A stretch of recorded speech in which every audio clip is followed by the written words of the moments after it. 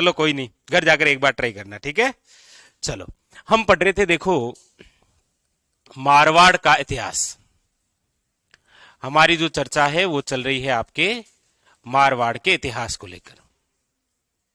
मारवाड़ के इतिहास में जो वंश है वो है आपके राठौड़ वंश। कौन से वंश की हम चर्चा कर रहे हैं? राठौड़ वंश की। अभी तक हमने ये पढ़ा है कि मारवाड़ में जो राठौड़ वंश है, इसके जो फाउंडर थे वो है आपके कौन? राव सिंहा। राव सिंहा ने 1240 ईस्वी के अंदर राठौड़ वंश की स्थापना की थी। ये जानकारी कौन से शिलालेख में है? बिट्टू शिलालेख में। उसके बाद में हमने पढ़ा, राव सिंहा के बाद में वैसे बहुत सारे शासक कौन कौन बने थे। राव सिंहा के बाद में अगला शासक बना था आसनाथ या फिर आस्थान। उसके बाद में कौन बना था? राव दुहड़। अच्छा, दुहड़ के बाद में कौन बना था? Raipal. Rao Sinha 1 number, 2 number Asnath, 3 number और 4 नंबर। आरपीसी के पेपर देखेंगे तो आपको ये क्वेश्चन देखने को मिलेगा। और वो छोड़ो, सीटी का भी पेपर देख रखा है सही ढंग से, तो ये सेम 4 नाम देखकर पूछा गया है, निम्न में से सही क्रम है। तो राव सिंहा, आस्थान, राव दुहड़, रायपाल। उसके बाद में कौन बना? कर्णपाल। कर्णपाल के बाद में कौन बना था? जालनसी। उसके बाद में राव छाड़ा। उसके बाद में राव तीड़ा। उसके बाद में राव सलका। उसके बाद में राव मलिनाथ जी। मलिनाथ जी के बाद में मलिनाथ जी का भाई जिसका नाम है वीरमदेव। वीरमदेव के बाद में कौन बना? राव चुंडा। राठौड़ों का फाउंडर है कौन? राव सिंहा। लेकिन रियल फाउंडर कौन है? क्योंकि राव चुंडा ने जिसे अपनी राजधानी के रूप में विकसित किया था वो स्थान कौन सा है? मंडोर। क्योंकि राव सिंहा ने जब राठौड़ वंश की स्थापना की तो अपनी राजधानी किसे बनाया था? खेड़ को, जो कि वर्तमान बालोतरा के अंदर है। अच्छा, इसके अलावा राव तीड़ा ने अपनी राजधानी किसे बनाया था? महवा। अच्छा, चुंडा के बाद में अगला शासक कौन बना? वो बना था काना। काना के बाद में कौन बना था? सत्ता के बाद में कौन सा बना था? नरनमल। ये क्वेश्चन पूछा आरपीसी ने। 4 नाम देकर कहा दिए गए शासकों का सही क्रम है। आजकल देखो ऐसे है कि जिनको हम ये सोचते हैं ना कि ये तो नाम मात्र का शासक है, तो एग्जामिनर वही पूछता है नाम मात्र का। देखते हैं आप पिछले 1 साल से एग्जामिनर के पूछने का तरीका, वो महाराणा प्रताप से क्वेश्चन कभी नहीं पूछता है, वो सांगा से क्वेश्चन नहीं पूछता है। जैसे फर्स्ट ग्रेड में क्या पूछा कि सांगा के बाद अगला राजा कौन बना? कौन बना? तो वो ऐसा क्वेश्चन पूछता है। तो ये नाम दिए, राव चुंडा, काना, सत्ता और रणमल। रणमल के बाद में कौन बना था? राव जोधा। यहां तक हमने पढ़ लिया, ठीक है। अब इसके बाद में देखिए, राव जोधा के बाद में अगला शासक कौन बनता है वो देखिए। हेडिंग लगा लीजिए आप, राव सातलदेव। अगले शासक नाम क्या है? राव सातलदेव। राव सातलदेव का जो टाइमिंग है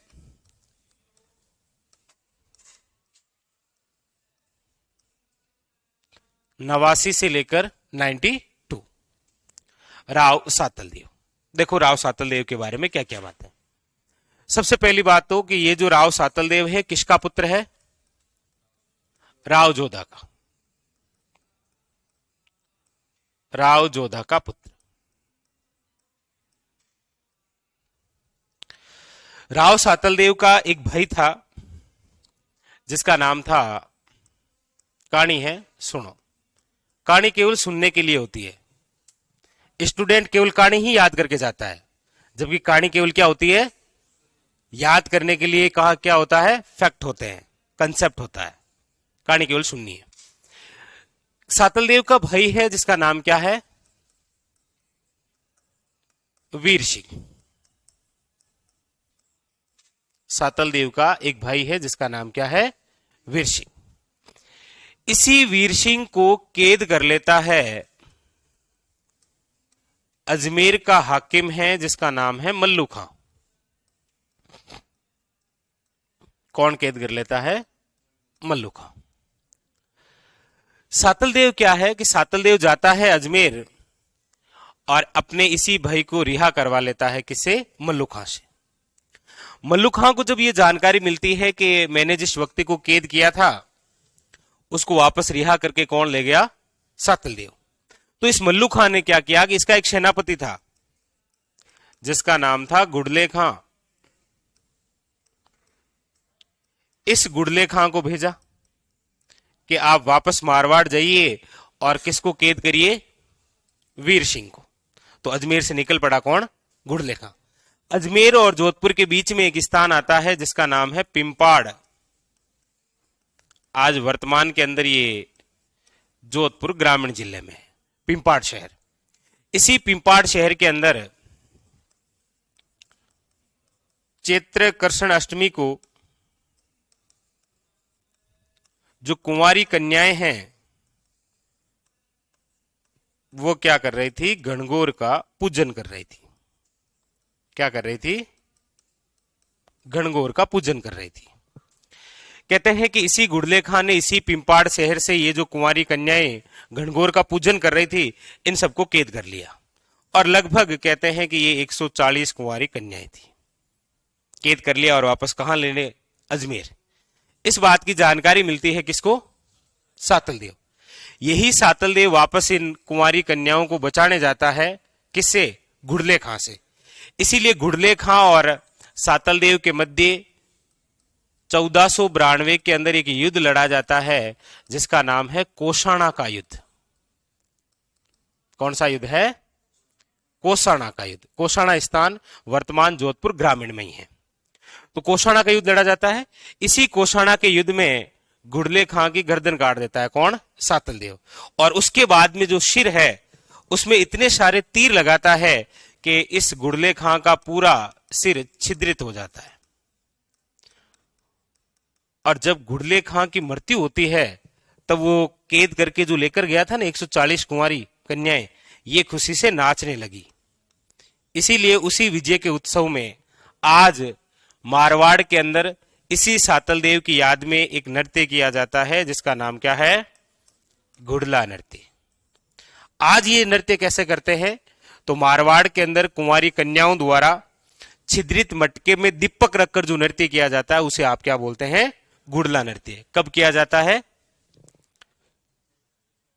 चैत्र कृष्ण अष्टमी को। बस कंप्लीट।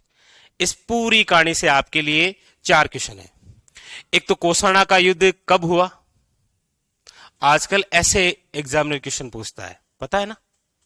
आजकल नहीं पूछता है कि हल्दी घाटी का युद्ध कब हुआ, वो 4 युद्धों के नाम देता है, जैसे कोषाणा का युद्ध, हीराबाड़ी का युद्ध, हरमाड़ा का युद्ध और मावली का युद्ध, और कहेगा दिए गए युद्धों का सही क्रम बताइए, ऐसे नाम देता है। तो एक तो ये युद्ध है, कोषाणा का युद्ध कब हो रहा है, किन किन के मध्य हो रहा है, बस सातल देव के इसी विजय उपलक्ष्य में कौन सा नृत्य पूछ लेगा आपको, गुड़ला नृत्य या फिर गुड़ला महोत्सव कौन सी रियासत में होता था, मारवाड़। बस बताओ कौन सी बात इसमें से समझ में नहीं आई, सारी तो यही है। विद्यार्थी को केवल कहानी तो समझ में आती है, कहानी तो आती होगी क्योंकि कहानी सुनते समय, गाने सुनते समय जितना आप दिमाग लगाते हैं ना उतना आप पढ़ते समय नहीं लगाते हैं। इसीलिए तो कहते हैं कि पढ़ते समय चीजें याद कम रहती है। और कोई सॉन्ग सुन लो एक बार, पूरा वापस सुना देंगे, पूरा नहीं तो कुछ कुछ तो सुना ही देंगे। तो उतना ध्यान लगाओ भैया। अब क्या मैं गाने भी बजाऊं साथ साथ में, बैकग्राउंड यहां लगाऊं क्या चलो, तो पहली बात तो क्या हुई, राव जोधा का पुत्र। लिखो, पहली लाइन लिख लो, हेडिंग डाल लो राव सातल देव, और पहली बात लिख लो कि आप जो शासक पढ़ रहे हैं वो किसका पुत्र है, राव जोधा का। ठीक है।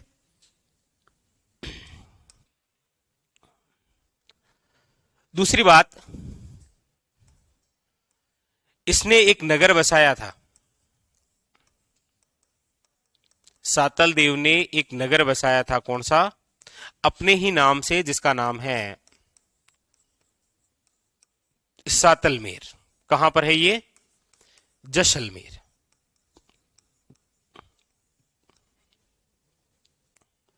लिखो दूसरी बात।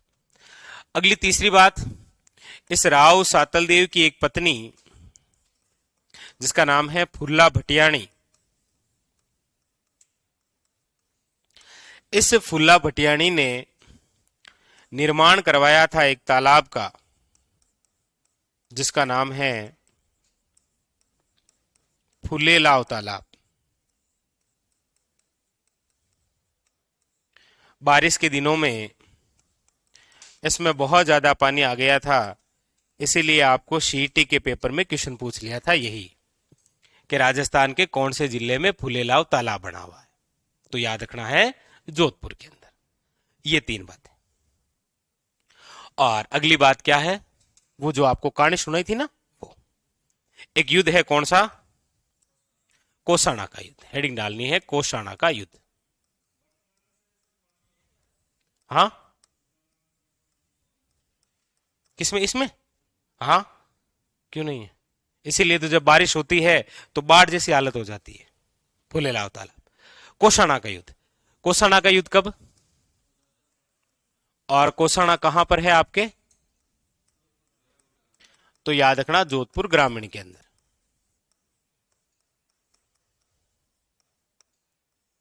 ये कोसाना का युद्ध किन किन के मध्य हुआ?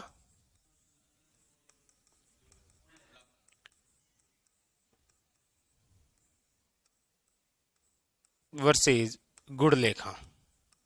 ये गुड़ले खां कौन है? तो याद रखिएगा, अजमेर के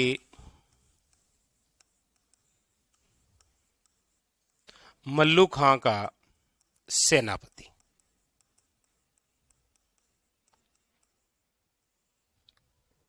युद्ध क्यों हुआ? वजह क्या है?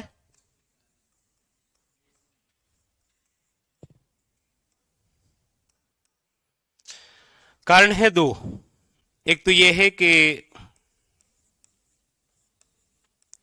मल्लू खां ने सातल देव के भाई वीर सिंह को कैद किया,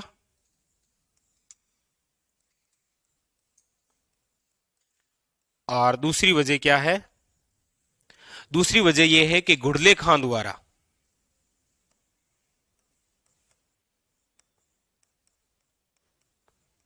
गुड़ले खां द्वारा पिंपाड़ से 140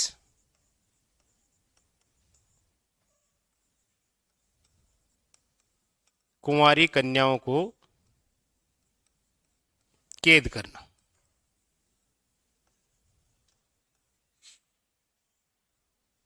बस उतारो।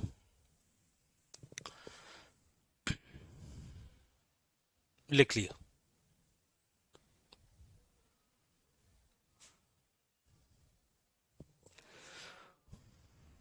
क्या हुआ?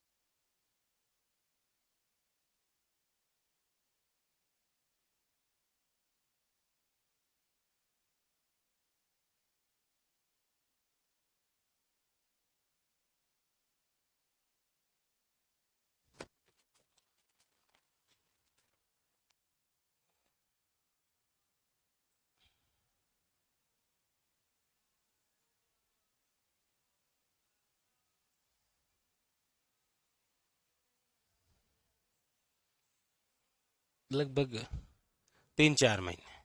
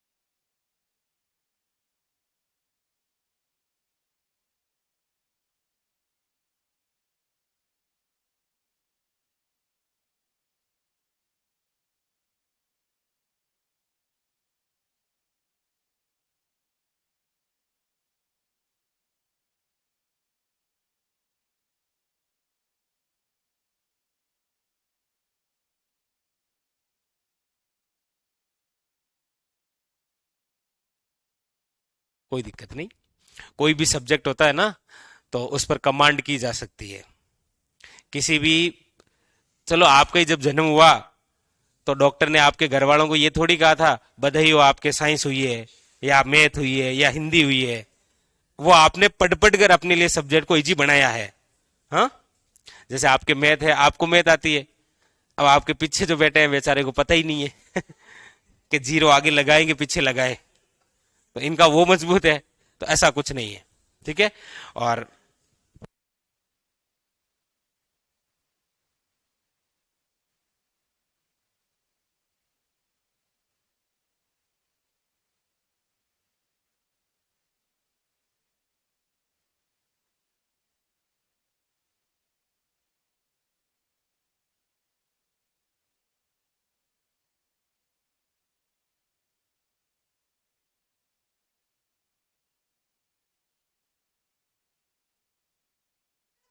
चलो ये लिख लिया हाँ हकीकत है तो ये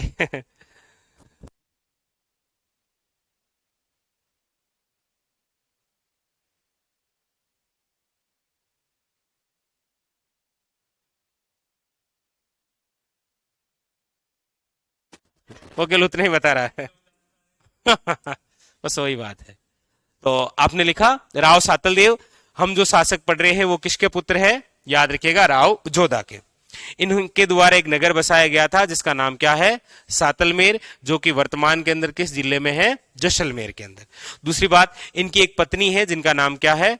फुल्ला भटियाणी। इनके द्वारा एक तालाब बनाया गया था जिसका नाम क्या है? फुलेलाव तालाब। और इनके समय एक युद्ध है, कौन सा? कोसाना का युद्ध। कोसाना का युद्ध कब लड़ा गया? 1492 के अंदर। कहां पर है कोसाना? जोधपुर ग्रामीण में। किन किन के मध्य युद्ध हुआ था? तो सातलदेव और गुड़ले खां के मध्य। और ये गुड़ले खां कौन है? तो अजमेर के एक हाकिम है, मल्लू खां, उनके सेनापति हैं। अच्छा, युद्ध की वजह क्या है ये लिख लिया। अगली लाइन से लिखिए, अगली लाइन से लिखिएगा, नोट लगाइए और लिखिए।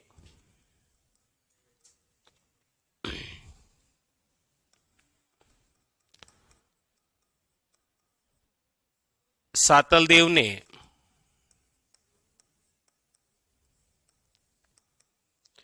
गुडले खां की हत्या की, वे स्वयं भी मारे गए।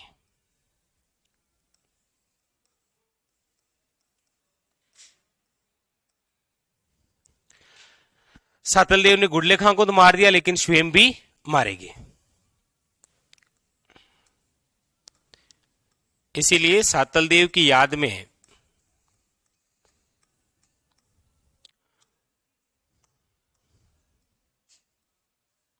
एक नृत्य का आयोजन होता है जिसका नाम क्या है?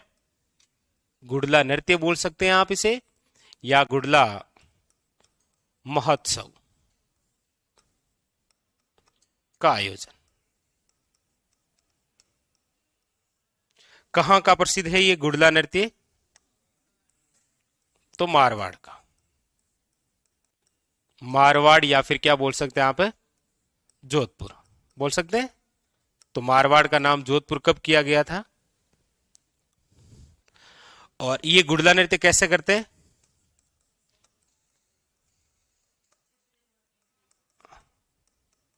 तो याद रखिएगा, छिद्रित मटके पर दीपक रखकर किया जाने वाला नृत्य कौन सा? गुडला नृत्य। इसको प्रकाश में लाने वाले कौन थे?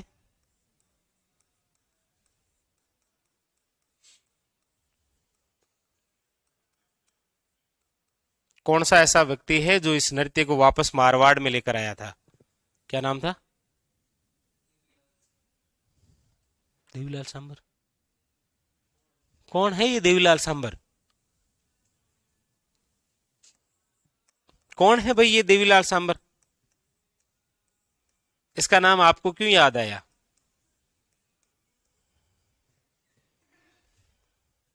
नहीं मतलब याद आया इसका मतलब दिमाग में तो है ये बंदा। क्या किया था इसने? ऐसा कुछ किया था क्या? चलो मैं बता दूंगा। देवीलाल सामन ने भारतीय लोक कला मंडल की स्थापना की थी? अच्छा, ये क्या होता है? कब की थी? कहां की थी? कुल मिला ये नहीं बताओगे मुझे, बाकी सब कुछ बता दोगे। घुड़ला नृत्य को प्रकाश में लाने का श्रेय किसे दिया जाता है? जैसे हमारे कल्चर के अंदर एक टॉपिक होता है नृत्य कला, उस समय आप वहां पढ़ते हैं कि ढोल नृत्य को प्रकाश में लेकर आने वाले व्यक्ति थे, उनका नाम था डॉक्टर जयनारायण व्यास, ऐसा पढ़ते हैं। उसी प्रकार घुड़ला नृत्य को प्रकाश में लाने का जो श्रेय है वो किसे दिया जाता है? हाँ, ऑनलाइन वाले ही कमेंट करके बता दो। तो वो दिया जाता है डॉक्टर कोमल कोठारी को। नाम सुना है कभी डॉक्टर कोमल कोठारी? सुना है? क्यों सुना है? मैं यही सुनना चाहता था कि हाँ सर सुना है, तो क्यों सुना है इसका नाम? क्या रिश्ता है आपका इसके साथ? यस, रूपायन संस्थान की स्थापना की थी। रूपायन संस्थान कहां है? बोरुंदा के अंदर। स्थापना कब हुई थी? लिखो लिखो, आप लिखो, आप लिखो, मैं तो ऐसे पूछते ही रहूंगा। मेरा काम क्या है और आपका काम क्या है? ऐसे नहीं आवे। डॉक्टर कोमल कोठारी द्वारा 1960 में रूपायन संस्थान की स्थापना की गई बोरुंदा में। बोरुंदा वर्तमान के अंदर किस जिले में आता है? जोधपुर ग्रामीण में। लिखो ये, और बस बात कंप्लीट किसकी? सातल देव की। क्वेश्चन कोई आता है सातल देव से, तो एक तो ये आता है कि सातल देव किसका पुत्र था? राव जोधा का।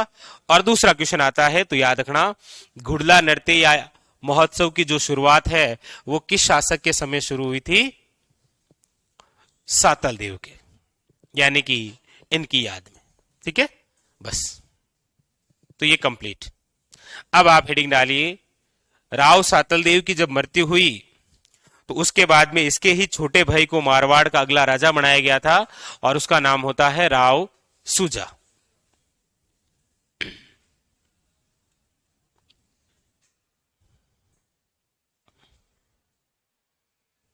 कृष्णा, बोरुंदा, जोधपुर ग्रामीण में। ठीक है,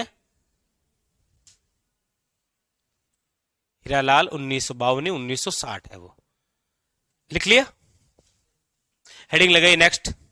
सातल देव के बाद में सातल देव का छोटा भाई राजा बनता है जिसका नाम क्या है? राव सुजा। देखो,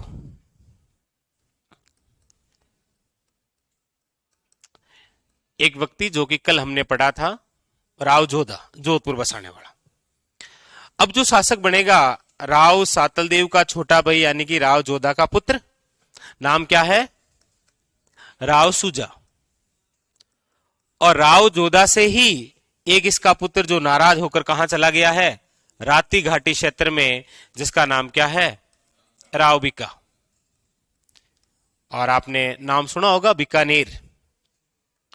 और ये बीकानेर किन दो लोगों के नाम से बसा हुआ है? बीकानेर किन दो लोगों के नाम से बसा हुआ है? ये क्वेश्चन भी पूछ रखा है आरएसएसबी बोर्ड ने। ये दो लोगों के नाम पर है। एक तो है राव बीका, राव बीका का तो लिया गया है बीका, और इसके साथ में था नेरा जाट, तो इसका बीकार इसका नेर क्या बनाया था? बीकानेर। तो बीकानेर बसाने वाला व्यक्ति कौन है? राव बीका। तो एक समय ऐसी स्थिति आती है कि जब मारवाड़ का तो राजा कौन होता है? राव सुजा। इसका टाइमिंग है 1492 ईस्वी से लेकर 1515। ये जो टाइमिंग है ये किसका है? राव सुजा। उसी समय बीकानेर का राजा होता है कौन? राव बीका। तो यहां पर पहली बात तो ये लिखिएगा, ये भी राव जोधा का ही पुत्र है। तो पहली बात तो राव जोधा का पुत्र।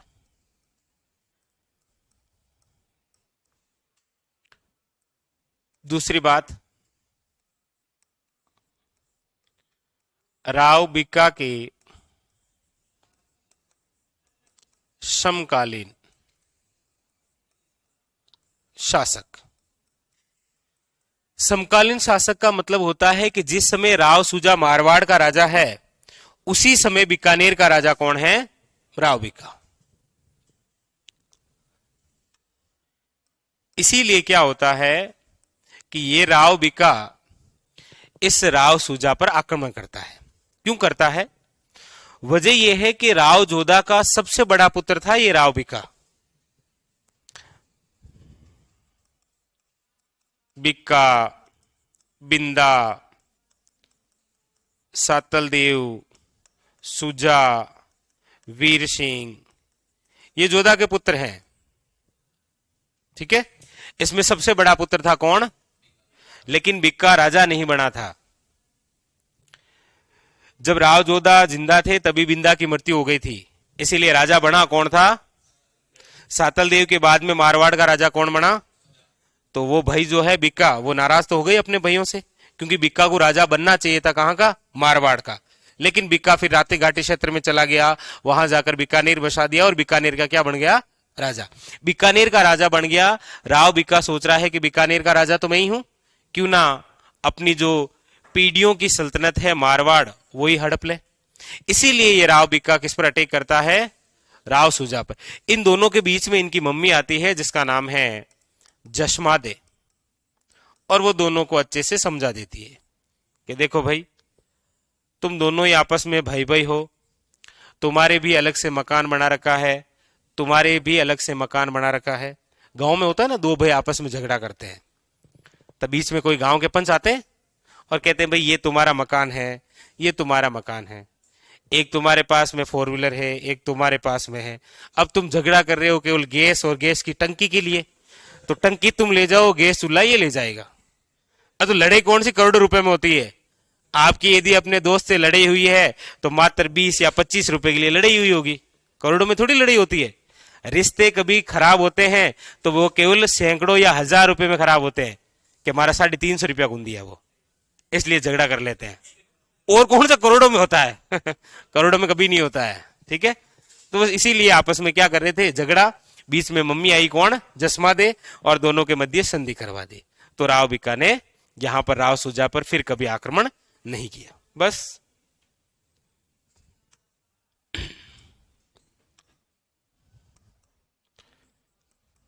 रानी जसमादे, ये कौन है? ये राव जोधा की पत्नी है। ठीक है, राव जोधा की पत्नी। तो रानी जसमादे ने राव बिक्का वे राव सुजा के मध्य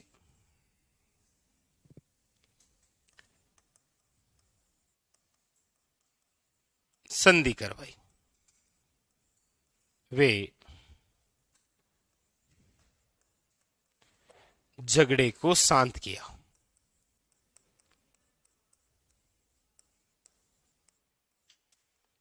ठीक है, लेकिन राव सुजा के समय एक युद्ध होता है, वो होता है सोजत का युद्ध। सोजत कहां है? पाली में।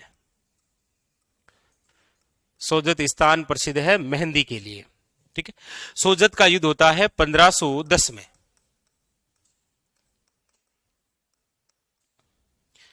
ये सोजत जो पाली में है, इस पर अधिकार रहा है हमेशा लगभग मारवाड़ का। लेकिन यहां सुजा के बाद में अगला राजा बनेगा राव गांगा। वहां तक पहुंचते पहुंचते इस सोजत पर अधिकार होता है मेड़ता के शासकों का। और मेड़ता में भी कौन है? राठौड़। हमारे राजस्थान में 5 जगह राठौड़ हैं। मारवाड़ में राठौड़ है, और मारवाड़ में राठौड़ों का फाउंडर कौन है? राव सिंहा। बीकानेर में राठौड़ है, और बीकानेर में राठौड़ों का फाउंडर कौन है? राव बिक्का। किशनगढ़ में राठौड़ है, और किशनगढ़ में राठौड़ों का फाउंडर कौन है? किशन सिंह। मेड़ता में राठौड़ है, और मेड़ता में राठौड़ों का फाउंडर कौन है? राव दूधा। और नागौर में भी राठौड़ है। हा? तो इस सोजत पर अधिकार होता है। तो राव सुजा इस सोजत पर अधिकार करने के लिए अपने पुत्र को भेजता है। सुजा के पुत्र का नाम है बागा, और इसी युद्ध में सुजा का पुत्र बागा मारा गया।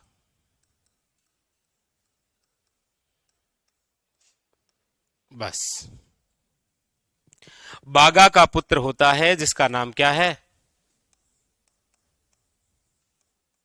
गांगा। और ये राव गांगा क्या बनता है? अगला शासक। बस, यहां से एग्जाम के लिए कोई क्वेश्चन नहीं है, केवल सीक्वेंस में याद रखना है कि राव जोधा के दो पुत्र मारवाड़ के राजा बने थे, जिसमें एक सातल देव है और दूसरा कौन सा है? सुजा। बस, उतार लो। अब हमें जिसको पढ़ना है इंपॉर्टेंट, वो कौन है? राव गांगा। ठीक है, तो सुजा था, सुजा का पुत्र था जिसका नाम क्या था? बागा। बागा मारा गया था 1510 में। बागा का पुत्र कौन है? अब ये क्या बनेगा? मारवाड़ का अगला राजा। ऐसा ही नाम हमने पहले भी पढ़ा है इससे पहले ऐसा नाम, गांगदेव राठौड़। ये राव गांगा है, और एक नाम हमने पढ़ा है पहले, कौन सा? ये भी तो मारवाड़ का ही राठौड़ है, हालांकि ये राजा नहीं है। ये किसका भाई है? गांगदेव राठौड़ किसका भाई था ये? अरे शाबाश, अपने भाई का। ये किसका भाई था? अरे ऐसे तो बोलो, अपने भाई का भाई था भाई। ये राव चुंडा का भाई है। किसका भाई है? जो इतिहास में किस नाम से प्रसिद्ध है? राव तलीनाथ जी के नाम से। नाम सुना है? राव तलीनाथ जी। एक मल्लीनाथ जी, एक तलीनाथ जी। तलीनाथ जी का मंदिर बना हुआ है पंचमुख की पहाड़ी पांचोटा, ये वही गांगदेव राठौड़ है। और हम जो शासक पढ़ेंगे उसका नाम क्या है? राव गांगा। तो गांगा अलग है, गांगदेव राठौड़ अलग है। ठीक है, ये उतारो।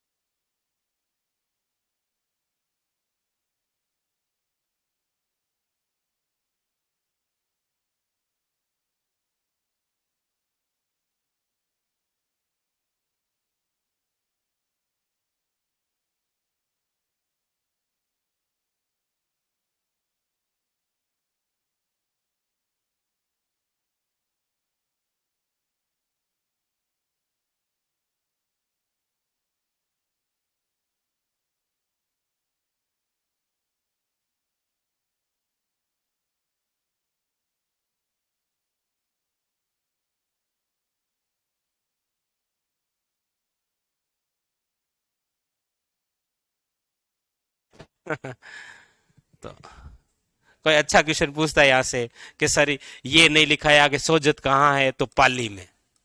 हाँ,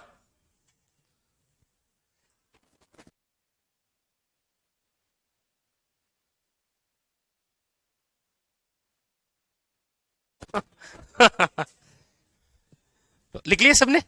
चलो अगले हेडिंग डालिए, राव गांगा। अगले जो राजा बनेंगे वो कौन है? राव गांगा। बहुत अच्छे शासक है राव गांगा। अफीम का नशा किया करते थे। इसका मतलब क्या है, नशा करता है वो अच्छा आदमी नहीं होता क्या?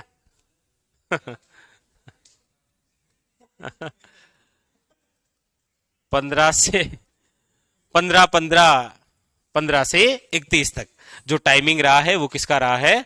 राव गंगा का। बहुत अच्छे शासक। कितने अच्छे शासक, तो देखो इतने अच्छे।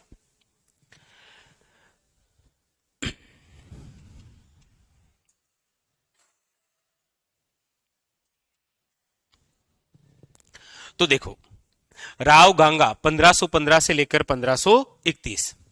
अब यहां पर आप थोड़ा सा देखिए, एक तरफ हम पढ़ रहे हैं कौन सी रियासत? मारवाड़। एक तरफ आपके सामने रियासत है कौन सी? मेवाड़। ठीक है, मारवाड़ और मेवाड़ में अच्छे संबंध रहे हैं। जब जब संबंध खराब हुए हैं तो इन दोनों रियासतों में वैवाहिक संबंध हो गए हैं। पहले यही था कि एक रियासत का राजा यदि दूसरे रियासत के राजा से नाराज है तो उन दोनों में अच्छे संबंध कैसे हो सकते हैं? जब वैवाहिक संबंध बना दिए जाए। वो तो आप जानते ही हैं। इन दोनों में शुरुआत जहां से होती है वो है लाखा से। राणा लाखा जिस समय मेवाड़ का जिस समय राणा लाखा शासक था, ठीक है, उस समय मारवाड़ का कौन था? तो राव चुंडा। ठीक है, राव चुंडा की एक पुत्री है जिसका नाम है हंसाबाई, और उसी हंसाबाई का विवाह होता है किसके साथ? लाखा के बाद में मेवाड़ का अगला राजा बनता है कौन? मोकल। मोकल की सहायता से मारवाड़ का जो अगला राजा बनता है वो है राव रणमल। वैसे चुंडा के बाद में तो अगला राजा कौन बनता है मारवाड़ का? कान्हा बनता है। कान्हा के बाद में सत्ता बनता है। सत्ता के बाद में कौन बनता है? लेकिन वो किसकी सहायता से बना है? मोकल की सहायता से। मोकल के बाद में मेवाड़ का अगला राजा बनता है कौन? कुंभा। कुंभा के समय मारवाड़ के अंदर राजा होता है कौन? राव जोधा। लेकिन अब हम जिस मारवाड़ में शासक को पढ़ रहे हैं वो कौन सा है? राव गंगा। जिस समय मारवाड़ में राव गंगा है उस समय मेवाड़ में सांगा है। ये क्वेश्चन पूछता है आपको कि मारवाड़ के जिस समय राजा थे राव गंगा, उस समय मेवाड़ के शासक कौन थे? सांगा। याद रहेगा, और ट्रिक आप अपने आप हिसाब से बना लोगे। और याद रखना जीके में ट्रिक नहीं बनानी है। ट्रिकों से कभी पेपर नहीं निकलता है। निकलता है क्या? हम देखते हैं कि कोई टीचर जो आभूषण पढ़ाता है, वैसे नो डाउट सब टीचर बहुत अच्छा पढ़ाते हैं, वो स्टूडेंट पर निर्भर करता है कि वो कौन से टीचर की लैंग्वेज को अच्छे से कैच करता है। लेकिन अब जैसे गले के आभूषण हैं, उनकी ट्रिक बनती है कम से कम 2 किलोमीटर लंबी। उसकी ट्रिक कितनी बनती है? पहले तो उस ट्रिक को 2 किलोमीटर लंबी याद रखो, फिर उसमें के का मतलब याद रखो, फिर घे का मतलब याद रखो, और एग्जाम हॉल में जब आप बैठते हैं तो वो पूरी छत आपके कंधों पर होती है। आपको पता है यदि मैं इधर उधर हुआ तो पूरी छत गिरेगी और सारे दब के मर जाएंगे। एग्जाम हॉल में कभी याद नहीं आती ऐसी ट्रिक है। ठीक है, तो डायरेक्ट ही याद करना होता है। तो पहला क्वेश्चन तो ये लिखिए, पहला फैक्ट ये लिखिए जो आपके लिए क्वेश्चन इंपॉर्टेंट। तो समकालीन, यानी कि जब राव गंगा मारवाड़ के राजा हैं उस समय मेवाड़ में कौन है? मेवाड़ में राणा सांगा।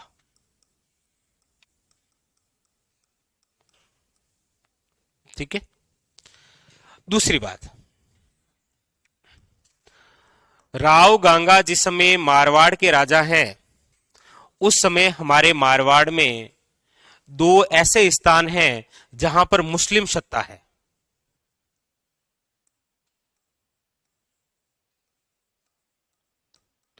दो परगने, एक तो है जालोर और एक है नागौर। ये दोनों ही मारवाड़ रियासत के ही तो भाग है। और जिस समय राव गांगा मारवाड़ का राजा है उस समय जालोर और नागौर इन दोनों के जो शासक हैं वो कौन है? मुस्लिम। तो यानी कि डायरेक्ट वन लाइनर क्वेश्चन के राव गांगा के समय मारवाड़ के किन दो परगने मुस्लिम सत्ता हुआ करते थे? जालोर और नागौर। जालोर का इस समय कौन है? तो याद रखिएगा सिकंदर खां। जबकि नागौर का इस समय कौन है? दौलत खां। इंपॉर्टेंट क्वेश्चन, ठीक है। दो परगने किसके हाथ में थे? मुस्लिम सत्ता के हाथ में थे। कौन कौन से? जालोर और नागौर। ये दूसरा क्वेश्चन। तीसरा क्वेश्चन देखो, जिस समय राव गांगा मारवाड़ के राजा हैं उसी समय मेवाड़ के जो शासक हैं कौन? राणा सांगा।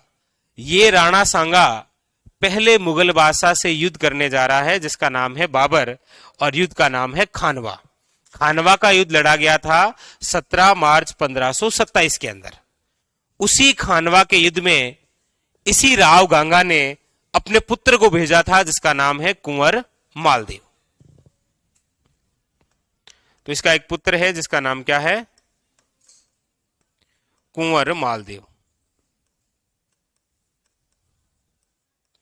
कुंवर इसीलिए कि अभी ये राजा नहीं बने हैं। जब राजा बनेंगे तो कुंवर हटेगा और क्या लगेगा? राव। राव उपाधि है किनकी? मारवाड़ के शासकों की। तो इनका पुत्र है कुंवर मालदेव। और याद रखिएगा यही कुंवर मालदेव 4000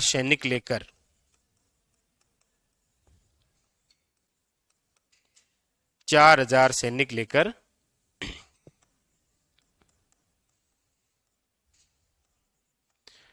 खानवा युद्ध में सांगा की सहायता के लिए गया।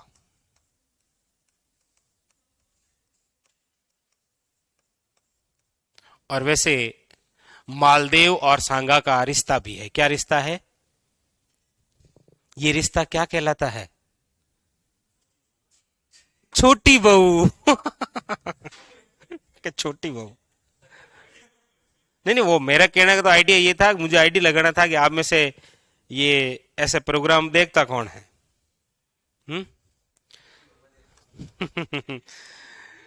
तो मालदेव की मम्मी है ना पद्मावती, वो मेवाड़ की है, इसी सांगा की बहन। तो बस, तो एक तो याद रखिएगा गांगा के समय मेवाड़ का शासक कौन था? सांगा। मारवाड़ के जब शासक थे गांगा उस समय मुस्लिम सत्ता कितने स्थानों पर थी? 2 जगह, जालोर और कहां पर? नागौर। इन्होंने अपने पुत्र, गांगा ने अपने पुत्र मालदेव को 4000 सैनिक देकर कहां भेजा था? खानवा के युद्ध में। किसकी सहायता के लिए? सांगा की सहायता के लिए। बस लिखो, और फिर एक युद्ध है उसके बारे में हम चर्चा करते हैं।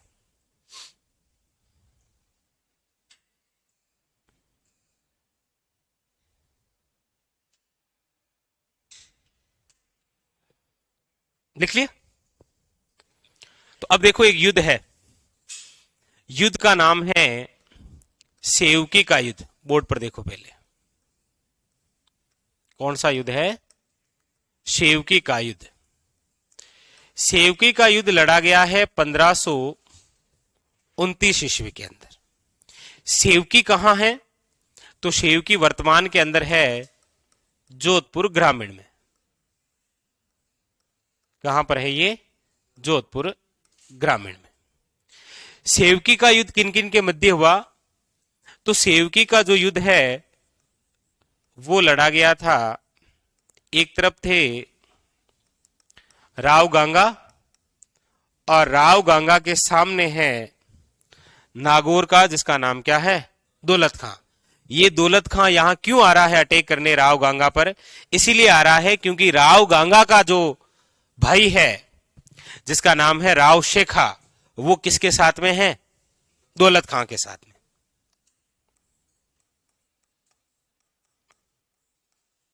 दौलत खां और इसी के साथ में कौन है?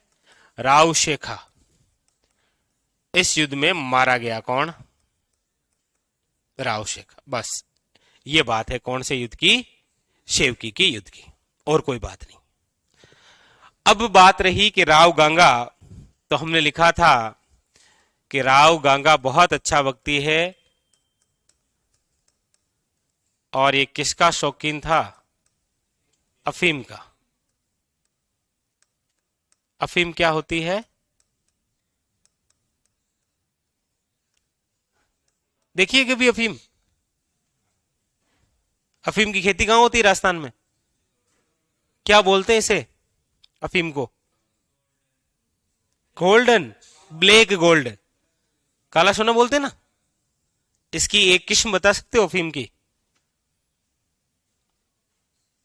किस्म, किस्म होती है ना, जैसे गेहूं, गेहूं की किस्म होती है कोहिनूर, होती है। जैसे चावल है, चावल की किस्म होती है आपके, कोई सी भी मान लो, माही सुगंधा मान लो, होती है ना। वैसे इसकी कोई किस्म है अफीम की? चेतक। कौन सी है? चेतक। अफीम की एक किस्म है जिसका नाम है चेतक। वो इसीलिए पूछ रहा था क्योंकि ये किस्म और ये नाम चेतक महाराणा प्रताप के घोड़े का नाम है। एक चेतक परियोजना है, पता है? आरएसएस बोर्ड ने एक बार पूछा था कि निम्न में से चेतक के संदर्भ में कौन सा कथन गलत है, तो पहला था कि चेतक अफीम की एक किस्म है। दूसरा ऑप्शन, महाराणा प्रताप के घोड़े का नाम चेतक है। तीसरा, चेतक एक परियोजना है जो कि सीमावर्ती क्षेत्र के अंदर लगती है। तो तीनों ही कथन सही थे, ऐसा पूछता है वो। तो अफीम का शौकीन था कौन? राव गांगा। तो राव गांगा अफीम का नशा ज्यादा कर रखा था और मेहरानगढ़ किले के ऊपर जाकर ताजी हवा खा रहा था। आदमी नशा करने के बाद में हवा में जाता है वो हवा में ही उड़ता है वैसे भी। तो नशा किया और उसके बाद मेहरानगढ़ किले के ऊपर जाकर हवा में टेलने लगा। तभी इसका पुत्र आया मालदेव और कहा कि पिताजी आज कुछ ज्यादा ही नशा कर रखा है, क्या बात है? तो बोला बस बेटे यही जीवन है। तो तो मालदेव ने कहा पिताजी मैं आपके चरण छूना चाहता हूं। कहां है आपके चरण? तो बोला ये रहे बेटे। तो दोनों चरण पकड़े और मेहरानगढ़ किले से नीचे फेंक दिया। किसको? गंगा को। इसीलिए मारवाड़ का प्रथम पितृहंता कहलाया था कौन? राव मालदेव। पितृहंता का मतलब होता है जिसने अपने ही पिता की हत्या की हो। बाकी राव मालदेव मारवाड़ का बहुत अच्छा शासक हुआ है, 52 युद्धों का विजेता है वो, आगे हम पढ़ेंगे। लेकिन बस यहां मिस्टेक हो गई, गलती से मिस्टेक हो गई, ये समझ लो।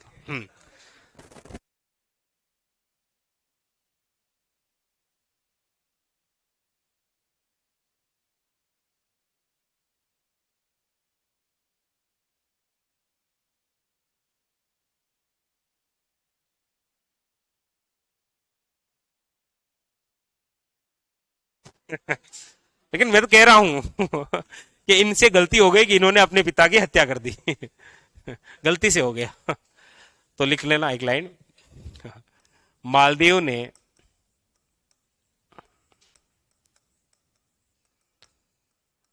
अपने पिता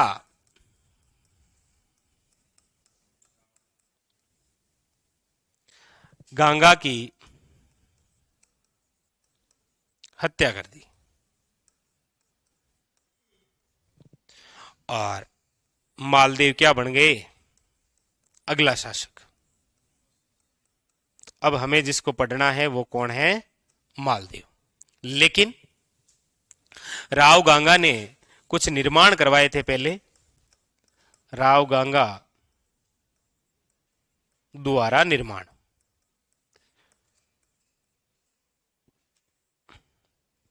बहुत अच्छे से आपको याद रहेगा।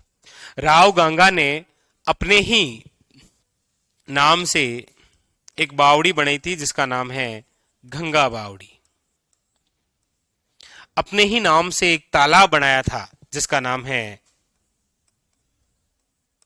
गांगेलाव तालाब। इन्होंने एक मंदिर बनाया था जिसका नाम है गंगश्याम मंदिर। और इस गंगश्याम मंदिर के अंदर जो मूर्ति है वो सिरोही जिले से लाकर स्थापित की गई थी। इसी मंदिर का कल ही मनाया गया था 262वां स्थापना दिवस। तो गंगश्याम मंदिर, गांगड़ा तालाब और गंगा बावड़ी, ये तीनों कहां पर है? ये तीनों जोधपुर में। और बनाने वाला कौन है? राव गांगा। राव गांगा की एक पत्नी जिसका नाम है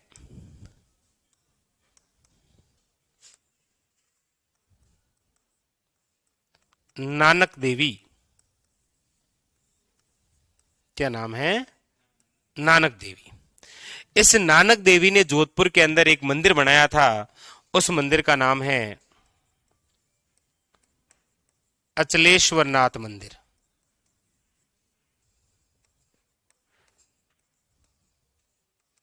ये भी कहां बनाया था? जोधपुर। बस उतार लो। कहां तक उतारा था? अच्छा, ये युद्ध उतारना है, ये युद्ध उतारो, सेव की। उसके बाद कौन सा? कौन सा? मेवाड़ में घाघरोन का 1519 में। इसमें तो कौन सा युद्ध पड़ा था? नहीं, बाबर का पड़ा होगा कोई। चंदेरी का युद्ध, घाघरा का युद्ध, और तो कौन सा वहां? अच्छा, वो कर्म से लिखे थे 27, 28, 29, 30। 26 में हुआ था कौन सा? पानीपत का प्रथम युद्ध। 27 में कौन सा हुआ था? खानवा का युद्ध। 28 में कौन सा हुआ था? चंदेरी का युद्ध। 29 में कौन सा हुआ था? घाघरा का युद्ध।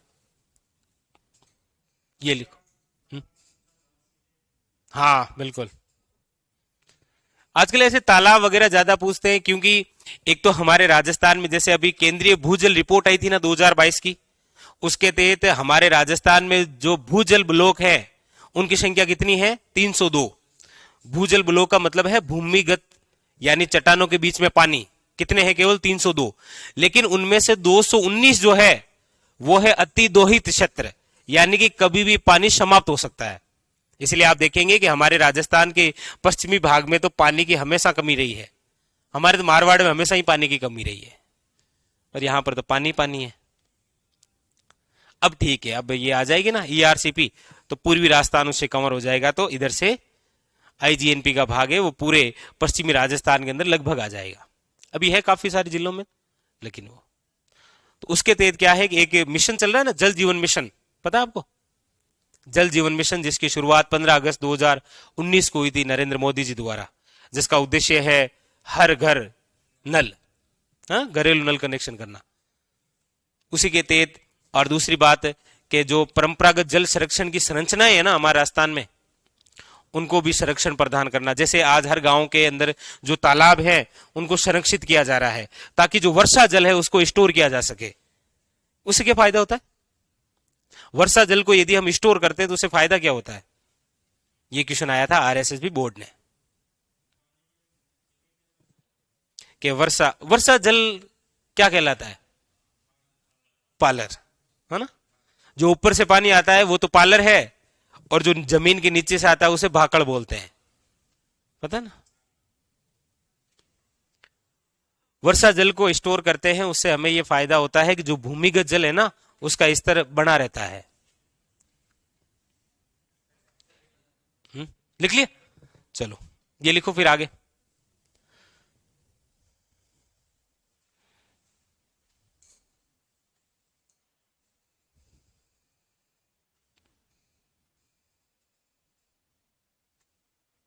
तो ऐसे जीवन में कभी नहीं पढ़ा, ऐसे मौका नहीं मिला पढ़ने का जी के? ऐसा क्यों?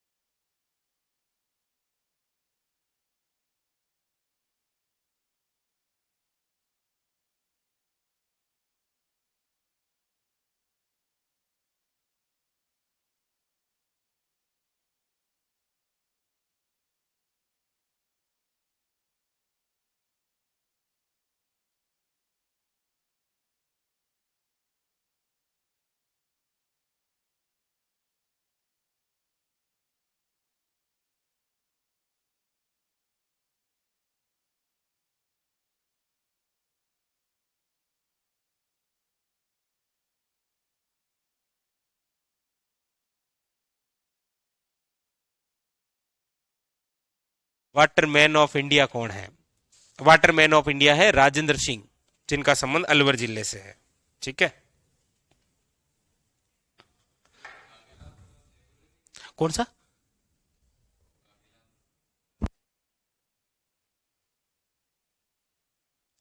देखो ये कौन सा तालाब है? यहां पर जो मैंने लिखा है ये है आपके गांगेलाव तालाब। और गांगेलाव तालाब का निर्माण किसने करवाया है? देखो, राव गंगा ने। हो सकता है कि आपने ये तालाब सुना है, देखो बोर्ड पर।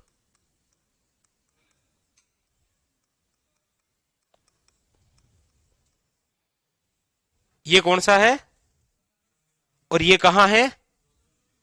और ये कौन सा है? गोलेलाव तालाब। और ये कहां पर है? ये है चाकसू में। और चाकसू कहां पर है? जयपुर ग्रामीण में। कहां आता है अब? जयपुर ग्रामीण में। और इसका जो निर्माण है ये हुआ है विश्व की सबसे बड़ी तोप, जिसका नाम है जेबाण तोप। इस जेबाण तोप से एक ही बार गोला दागा गया और वो जाकर कहां गिरा था? इसीलिए कौन सा तालाब बना? और ये कौन सा है? गांगेलाव तालाब। तो वो तो हम आगे पढ़ेंगे। ठीक है, ये लिख लिया। चलिए, तो यहां पर ये संपूर्ण बात हो गई किसकी? राव गंगा की। अब आप हेडिंग डालिए नेक्स्ट। अगली बात वो है आपके सामने, राव गंगा के बाद में जो अगले शासक बनते हैं उनका नाम है राव मालदेव। और राव मालदेव का जो टाइमिंग है वो है 1531 से लेकर 31 का डबल 62। 1531 से लेकर 1562 किसका टाइमिंग है? राव मालदेव। राव मालदेव के बारे में देखिए। सबसे पहली बात, राव मालदेव जो है इनका जन्म कब हुआ है? तो याद रखिएगा 1511 ईस्वी में। कब हुआ है? 1511 ईस्वी के अंदर। इनके पिताजी का नाम क्या है? राव गंगा। इनकी माताजी का नाम क्या है? तो याद रखिएगा पद्मावती। आप जो सोच रहे हैं वो पद्मनी है, वो रतन सिंह वाली है। ठीक है, ये कौन है? पद्मावती। ये मेवाड़ की राजकुमारी है। तो ये तो मालदेव का परिचय। अब देखिए मालदेव के समय की इंपॉर्टेंट बातें, ये लिखिए। ये लिख लिया 3 बातें। अब देखो, ये जो राव मालदेव है, इस राव मालदेव को अलग अलग इतिहासकारों ने अलग अलग संज्ञा दी है और वहीं से अक्सर क्वेश्चन बनता है। जैसे देखो कौन कौन सी। राव मालदेव को आपने पढ़ा होगा, इसे कहा जाता है हसमत वाला शासक। बहुत प्रसिद्ध क्वेश्चन है ये। और किसने कहा है? तो वैसे तो नाम यही आता है कि फारसी इतिहासकारों ने राव मालदेव को किस नाम से संबोधित किया है? हसमत वाला राजा। आरएसएस बोर्ड ने यही पूछा कि वो कौन से फारसी इतिहासकार हैं जिन्होंने इसको हसमत वाला शासक बताया। जैसे 1-2 नाम बताइए फारसी इतिहासकारों के। फारसी को छोड़ो ना, अपने हिंदू इतिहासकारों के 2-4 नाम बता दो।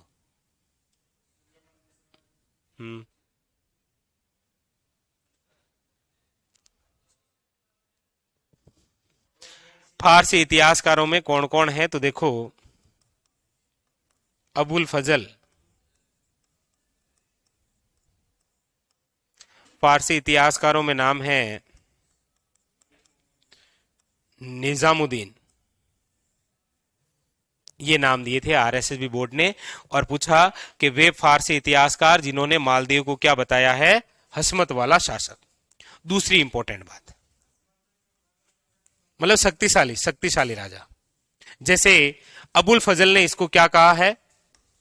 अबुल फजल ने इसको कहा है हिंदुस्तान का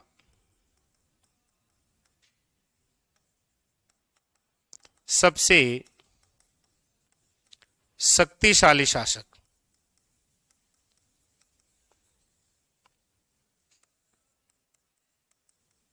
जैसे देखो, बदायूनी ने इसे क्या कहा है? अब्दुल कादिर बदायूनी, नाम सुना ही है आपने? हल्दी घाटी युद्ध को अपनी आंखों से देखने वाला इतिहासकार है अब्दुल कादिर बदायूनी। उसकी पुस्तक का नाम क्या है? मुंतखब उत तवारीख। हाँ, उसने इसी राव मालदेव को कहा है भारत का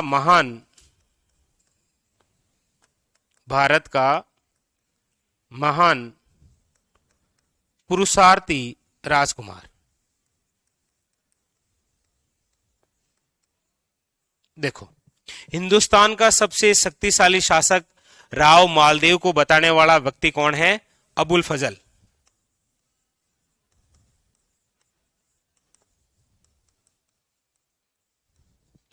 भारत का महान पुरुषार्थी राजकुमार राव मालदेव को बताने वाला इतिहासकार कौन है? अब्दुल कादिर बदायूनी। और ये दोनों ही क्या है? फारसी इतिहासकार। इसीलिए यह कथन पूछा जाता है कि निम्न में से वह फारसी इतिहासकार जिन्होंने राव मालदेव को हशमत वाला शासक का मतलब इन दोनों उपाधियों से है, ठीक है? इसीलिए कहते हैं कि फारसी इतिहासकारों ने यह कहा। बाकी अबुल फजल ने इसे क्या बताया है? हिंदुस्तान का सबसे शक्तिशाली शासक। और बदायून ने इसे क्या बताया है? भारत का महान पुरुषार्थी राजकुमार। अगली बात, इसे कहा जाता है हिंदू बादशाह। राव मालदेव को क्या कहा जाता है? हिंदू बादशाह। इसे कहा जाता है मारवाड़ का प्रथम पितृहंता। पितृहंता का मतलब जिन्होंने अपने ही पिता की, और प्रथम लगा है इसका मतलब आगे दूसरा भी आएगा। कौन सा? और इसे ही कहा जाता है 52 युद्धों का विजेता।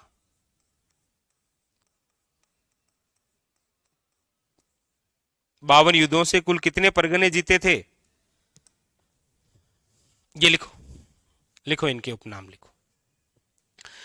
एक हसमत वाला शासक, हिंदुस्तान का सबसे शक्तिशाली शासक, भारत का महान पुरुषार्थी राजकुमार, हिंदू बादशाह, मारवाड़ का प्रथम पितृहंता, और याद रखिएगा 52 युद्धों का विजेता। आरएसएस बोर्ड ने क्वेश्चन पूछा कि राव मालदेव ने 52 युद्धों से कुल कितने परगने जीते थे? कितने परगने जीते थे? तो याद रखना है 58। कितने परगने जीते थे? 58 परगने जीते। ये लिखो, फिर हम पढ़ते हैं राव मालदेव के बारे में इंपॉर्टेंट बातें।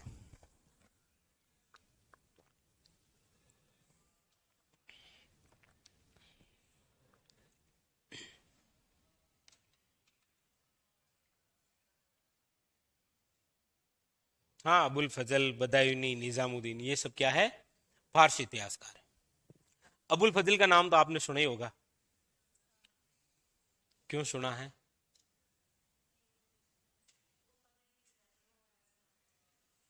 क्या जीत आती है? अच्छा सही है। अबुल फजल ने एक कथन कहा था, कुंभलगढ़ किले को देखकर कहा था कि नीचे से ऊपर देखने पर सिर की पगड़ी गिर जाती है। सिर पर कुछ भी हो, ऊपर मतलब नीचे से ऊपर की ओर देखेंगे तो गिरेगी गिरेगी। कौन है वैसे अबुल फजल?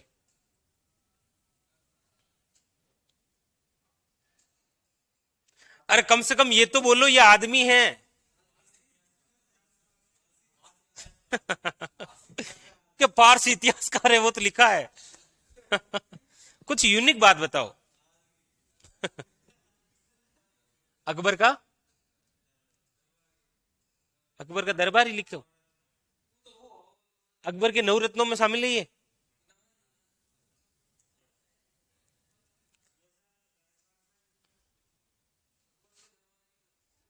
तो ये अकबर के 9 रत्न में शामिल है अबुल फजल। हम्म। हमारे राजस्थान का अबुल फजल किसे कहते हैं? मुड़ोत्रेंच। किसने कहा था? मुंशी देवी प्रसाद, वो कहाँ का है मुंशी देवी प्रसाद? जयपुर का? नहीं नहीं, सही है, जयपुर के। कहाँ के थे? जयपुर। उसे क्या कहा जाता है? कानून की आत्मा।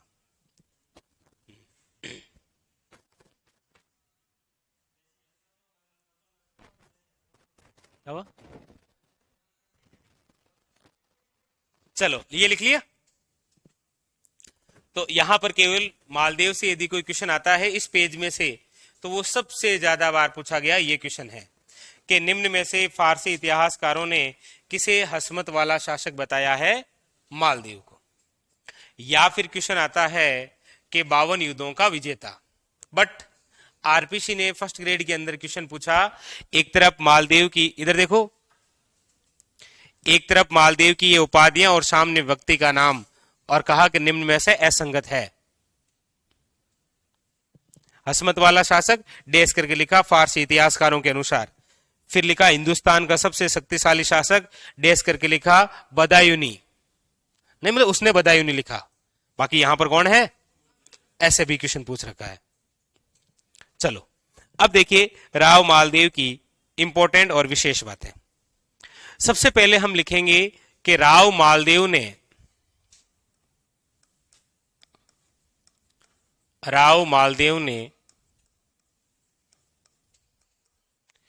मेवाड़ के शासकों को या मेवाड़ के शासकों की सहायता की।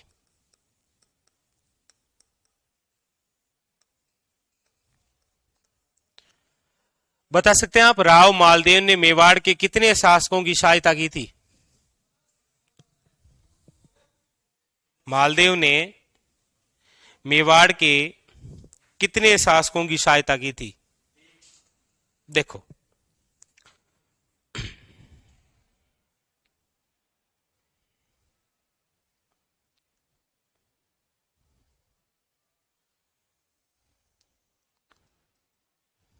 इंपॉर्टेंट देखो,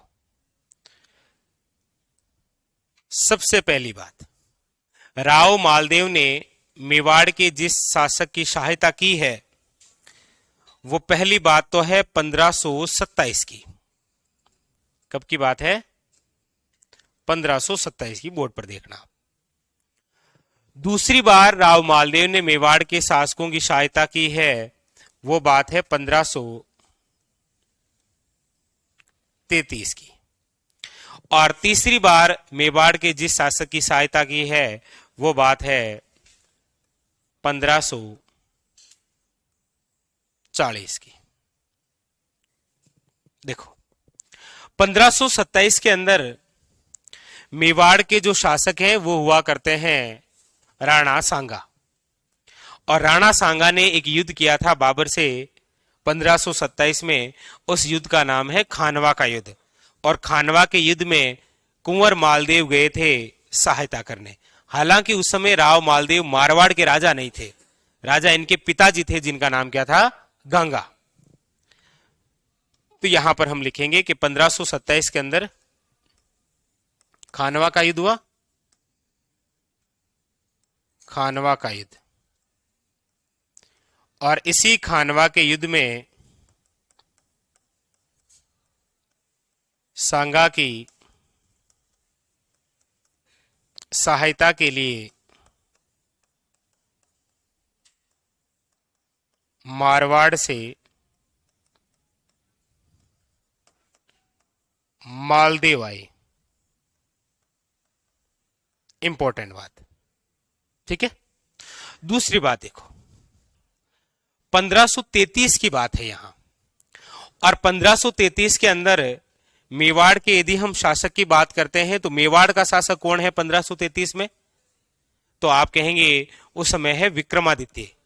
और 1533 के अंदर मेवाड़ के महाराणा विक्रमादित्य पर अटैक होता है गुजरात के बहादुर शाह का, जहां पर कर्मावती रणथंबोर किले की चाबियां सौंपते हुए संधि कर लेती है।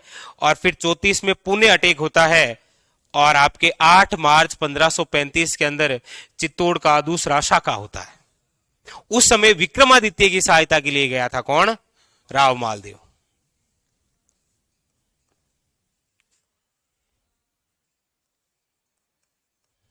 इस समय कौन है? महाराणा विक्रमादित्य।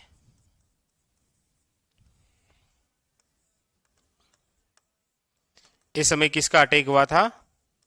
गुजरात के बहादुर शाह का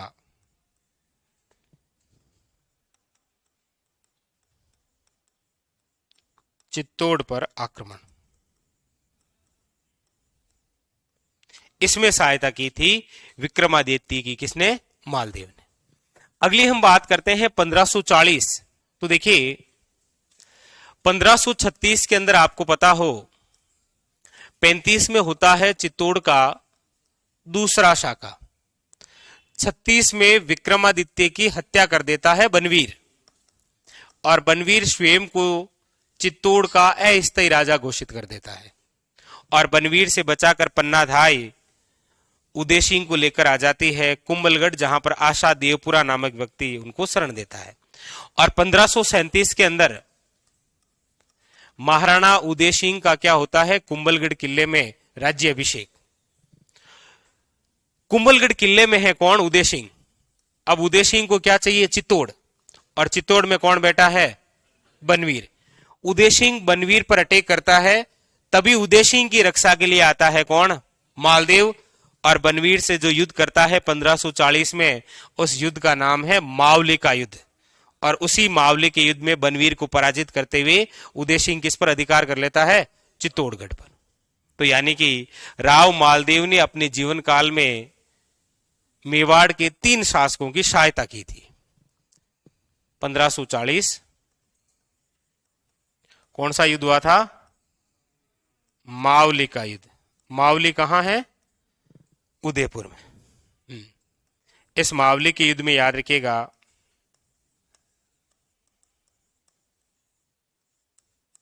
उदय सिंह की सहायता के लिए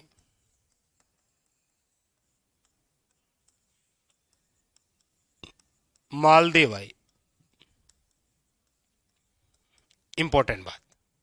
अब देखो इधर, ये मालदेव के समय मेवाड़ के 3 शासकों की कहानियां हैं। कौन कौन है? सांगा, विक्रमादित्य, और कौन है? उदय सिंह। ऐसी ही 3 बातें हमने पढ़ी है कि मारवाड़ के जब राजा हुआ करते थे राव रणमल। रणमल जब मेवाड़ में गया था शरण लेने, उस समय मेवाड़ का शासक था राणा लाखा। राव रणमल मारवाड़ का जब राजा बना है, तो इसको राजा बनाने में जिस राणा का सहयोग रहा है वह है मोकल। और रणमल की हत्या जिस राणा ने करवाई है वो है राणा कुंभा। समझे?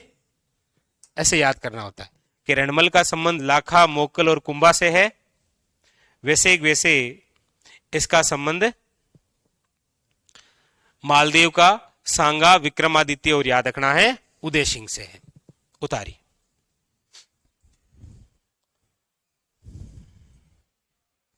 तो इनकी सहायता के लिए गया था ये।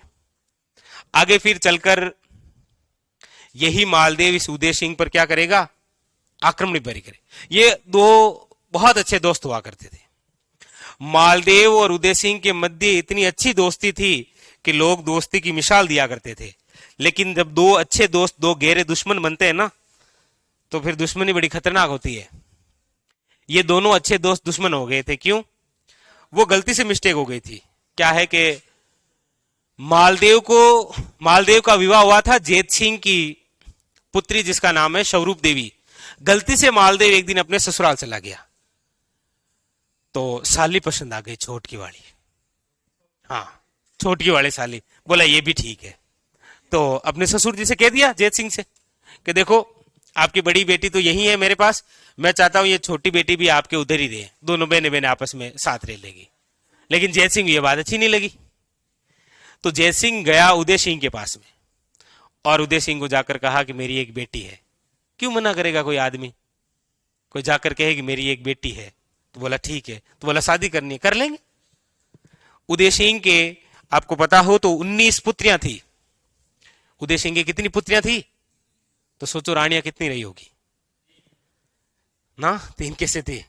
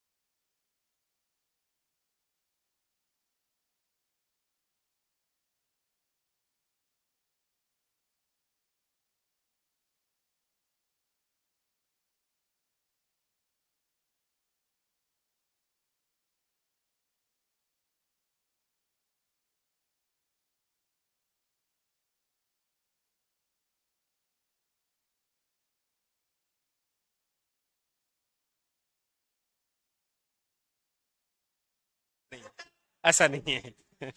क्या है कि विद्यार्थी तुरंत प्रभाव से कैच कर लेते हैं ना चीज को, क्या हाँ अभी तो बोला सर ने कि हाँ ये तो बुरा ही चाह रहा है मेरी। ये लिख लिया। तो बस राव मालदेव ने याद रखना 3 मेवाड़ के शासकों की सहायता की थी, जिसमें एक तो सांगा के खानवा के युद्ध में, एक महाराणा विक्रमादित्य की जब गुजरात के बहादुर शाह का अटैक हुआ था, और एक याद रखना मावली के युद्ध में बनवीर से जब उदय सिंह युद्ध करने जा रहे थे तब उदय सिंह की रक्षा के लिए आए थे कौन? मालदेव। ये तो सहायता की थी मालदेव ने। अब आप अगला बिंदु हेडिंग डालिए, राव मालदेव के अभियान, राव मालदेव के अभियान, इन्होंने कौन कौन से स्थान जीत लिए थे? राव मालदेव के अभियान, देखो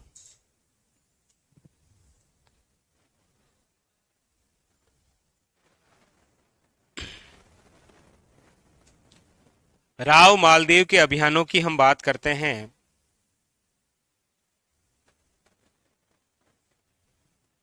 तो देखिए, सबसे पहला अभियान जहां पर राव मालदेव ने विजय प्राप्त की थी, पूछा जाए कि राव मालदेव राजा बनने के बाद में, राजा कब बने हैं? 1531 में। राजा बनने के बाद में पहला अभियान कहां पर किया था? कहां पर किया था और विजय प्राप्त हुए थे? ऐसे क्वेश्चन आते हैं। तो कहां पर? याद रखिएगा, इन्होंने अपने जीवन का पहला जो अभियान किया था वो किया था 1532। अब आप कहेंगे सर अभी तो आपने यहां पर 1527 लिखाया है, लेकिन राव मालदेव राजा कब बने हैं? ठीक है, तो याद रखना, राजा बनने के बाद में पहला अभियान किया है 1532, और 1532 के अंदर कहां पर अधिकार किया? भाद्राजुण।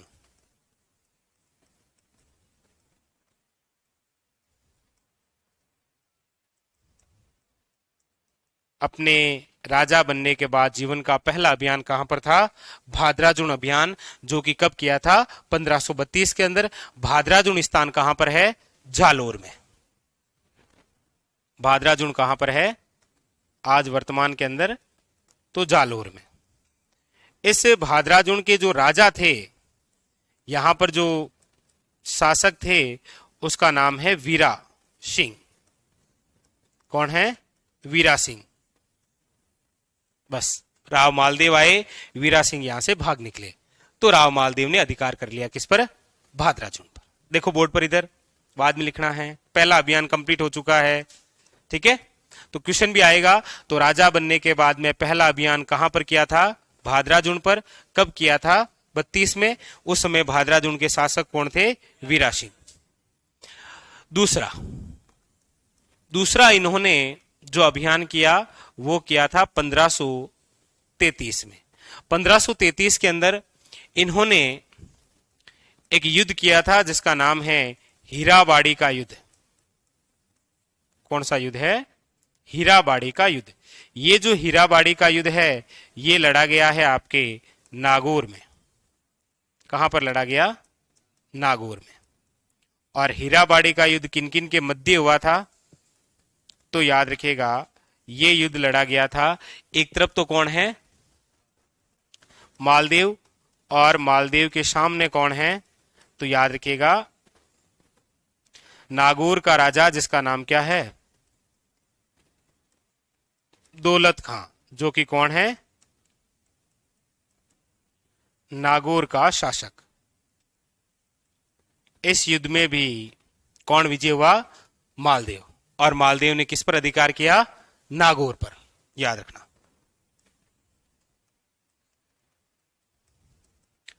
नागौर पर अधिकार। इस युद्ध की एक और खास बात है, देखो, दौलत खां का एक हाथी था जिसका नाम था दरिया जोश। कभी क्वेश्चन पूछा नहीं गया है, लेकिन बहुत अच्छा क्वेश्चन बनता है कि नागौर के जो शासक है दौलत खां, इसके हाथी का नाम क्या है? इसी हाथी को युद्ध के बाद में अपने पास रख लिया था किसने? मालदेव ने। लेकिन इस हाथी को मांगा किसने था? मांगा था मेड़ता के वीरमदेव ने। किसने मांगा था? तो इन्होंने तीसरा अटैक वहीं कर दिया। इनका जो तीसरा अभियान है वो है आपके 1535 के अंदर, और वो है मेड़ता पर अधिकार। मेड़ता पर अधिकार। ठीक है, मेड़ता कहां है वर्तमान के अंदर? नागौर में। इस मेड़ता के शासक कौन थे? वीरमदेव। इस वीरमदेव ने क्या है कि धीरे धीरे अजमेर पर अधिकार कर लिया था, इस वीरमदेव ने। तो मालदेव ने वीरमदेव से कहा कि आप मुझे ये अजमेर दे दीजिए, तो वीरमदेव ने अजमेर देने से मना कर दिया। तो मालदेव सेना लेकर आया, अजमेर के साथ में किस पर अधिकार कर लिया। इसीलिए आप ये पढ़ते हैं कि अजमेर जो चित्रशैली है उसकी शुरुआत किस शासक के समय होती है, राव मालदेव के समय। क्योंकि राव मालदेव जब मेड़ता जीतता है तभी किस पर अधिकार करता है, अजमेर पर। इसीलिए आपको पता हो तो 1535 के बाद में इतिहास में एक युद्ध लड़ा गया था, 1557 के अंदर हरमाड़ा का युद्ध। और ये जो हरमाड़ा का युद्ध है, मेनली ये युद्ध लड़ा गया था मेवाड़ के महाराणा उदय सिंह और अजमेर के एक व्यक्ति जिसका नाम है हाजी खां पठान। एक वेश्या को लेकर युद्ध हुआ था। हाजी खां पठान के पास में एक वेश्या थी बहुत सुंदर, उसको लेना चाहते थे कौन, उदय सिंह, लेकिन मना कर दिया। इसीलिए हाजी खां पठान की सहायता के लिए कौन आया था, मालदेव। बोला अच्छा उससे युद्ध है, मैं आ जाता हूं, क्योंकि इससे पहले इसकी साली को ये ले जा चुका है। बोला इसका भरोसा नहीं है, मेरी साली ले गया ये भी ले जाएगा, मैं तेरी सहायता के लिए आता हूं भाई। इसीलिए आता है सहायता के लिए। तो यहां 1535 के अंदर किस पर अधिकार कर लेता है, मेड़ता पर। ये जो मेड़ता का शासक है वीरमदेव, ये यहां से आता है कछावा शासकों के पास में। और कछावा जो शासक हैं वो आपको पता ही है किसके अधीन है, मुगलों के अधीन। लेकिन एक टाइम ऐसा आता है जब मुगल भी, जैसे मुगलों में पहला शासक कौन था, बाबर। बाबर का टाइमिंग था 1526 से लेकर 1530। उसके बाद में कौन बना था, हुमायूं। हुमायूं का पहला टाइमिंग रहा 1530 से लेकर 1540। अब यहां बीच में कौन आया, यहां पर आया बीच में शेरशाह सूरी। और शेरशाह सूरी का टाइमिंग क्या रहा, 1540 से लेकर 45। यानी कि ये जो वीरमदेव है ये आगे चलकर किसके पास चला गया, शेरशाह सूरी के पास। ये शेरशाह सूरी के पास चला गया है, आगे चलकर ये भी किसके पास चला गया है, शेरशाह सूरी के पास। अब शेरशाह सूरी को उकसाएंगे किसके खिलाफ, इसीलिए शेरशाह सूरी मालदेव पर अटैक करेगा और एक युद्ध लड़ा जाएगा इतिहास में जिसे आप बोलते हैं गिरी शुमेल का युद्ध, 5 जनवरी 1544 के अंदर। तो 35 के अंदर किस पर अधिकार कर लिया, मेड़ता पर। ठीक है, यहां लिख देते हैं कि ये जाएगा शेरशाह सूरी के पास। ठीक है, ये लिखो, 3 अभियान लिखो, फिर 3 अभियान और हैं।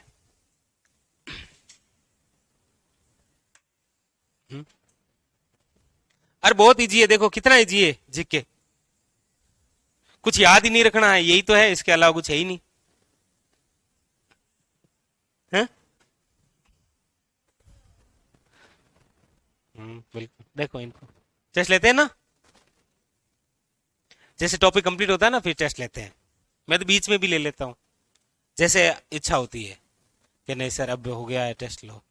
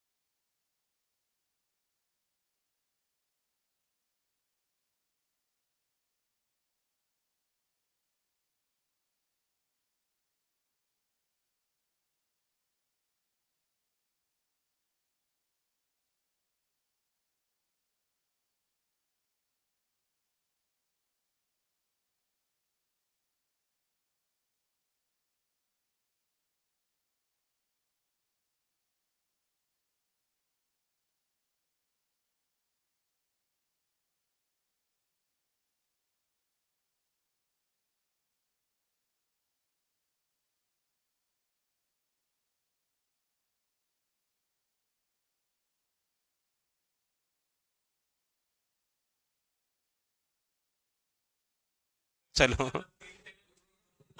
हाँ।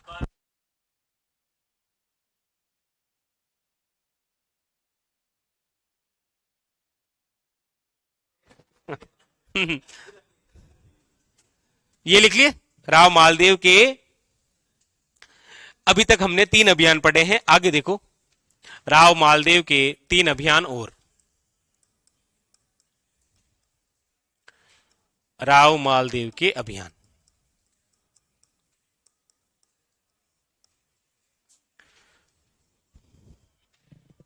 देखो क्वेश्चन कैसे आएगा इनमें से। इनमें से ऐसे क्वेश्चन आएगा कि राव मालदेव द्वारा किए गए अभियानों का सही क्रम है, और वो यहां से देगा भादराजुण, नागौर और मेड़ता। अब देखिए अगला जहां पर अधिकार करता है वो है आपके सामने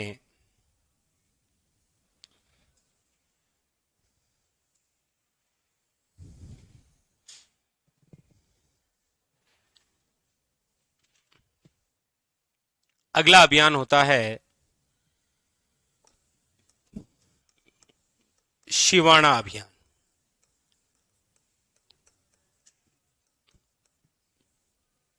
अगला होगा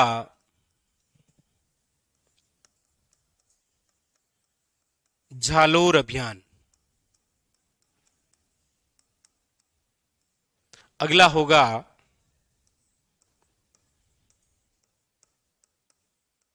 कुंभलगढ़ अभियान।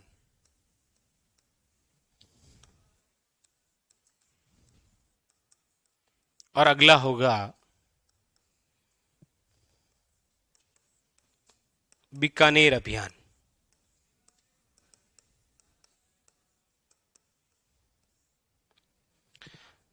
देखो ये हुआ मेड़ता का अभियान 1535। वैसे अगले साल इसकी शादी होती है राव मालदेव की, बधाई हो मालदेव की शादी हुई है। 1536 के अंदर राव मालदेव की शादी होती है, और शादी किससे होती है? उमादे से। और उमादे और राव मालदेव की जब शादी होती है तो पहली रात को रूट कर चली जाती है कौन? उमादे। वापस कभी नहीं आती है, वो रूट कर चली, उसकी कहानी बताऊंगा मैं।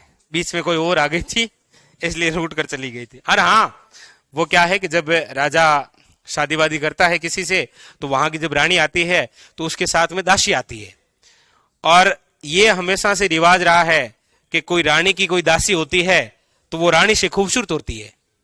यही तो पिघल जाते हैं हमारे राजा, बस यही तो कफाड़ा कर दिया। अरे हाँ, अब सिंपल सी बात है, कोई रानी है उसकी कोई दासी है तो वो रानी से खूबसूरत होती है। ऐसा थोड़ी हर किसी को उठा लिया गोपालपुरा बाईपास है कि ये ले तो दासी, ऐसा थोड़ी बनता है। टेस्ट होता है भाई, एग्जाम देना पड़ता है। हाँ, शिवाणा अभियान देखो, राव मालदेव ने शिवाणा अभियान कब किया था? तो याद रखिएगा 1538 के अंदर। अच्छा, जालोर अभियान कब किया था? तो भी याद रखिएगा 1538 में। कुंभलगढ़ अभियान कब किया था? तो 1540 के अंदर। और बीकानेर अभियान, अच्छा देखिए, राव मालदेव को बीकानेर जीतना है। बीकानेर क्यों जीतना है? देखो बात है दिल्ली में, दिल्ली का शासक है जिसका नाम है हुमायूं। ये हुमायूं 2 युद्ध करता है। एक युद्ध लड़ा जाता है 1539 में और एक लड़ा जाता है 1540 में। 1539 के अंदर जो युद्ध हुआ था उसका नाम है आपके चौसा का युद्ध। कौन सा युद्ध लड़ा गया था? चौसा का युद्ध। चौसा का जो युद्ध है वो लड़ा गया था हुमायूं, और हुमायूं के सामने कौन था? शेरशाह सूरी। शेरशाह सूरी और हुमायूं के मध्य जो युद्ध हुआ वो कौन सा युद्ध है? चौसा का युद्ध। कौन सी नदी के किनारे लड़ा गया था चौसा का युद्ध?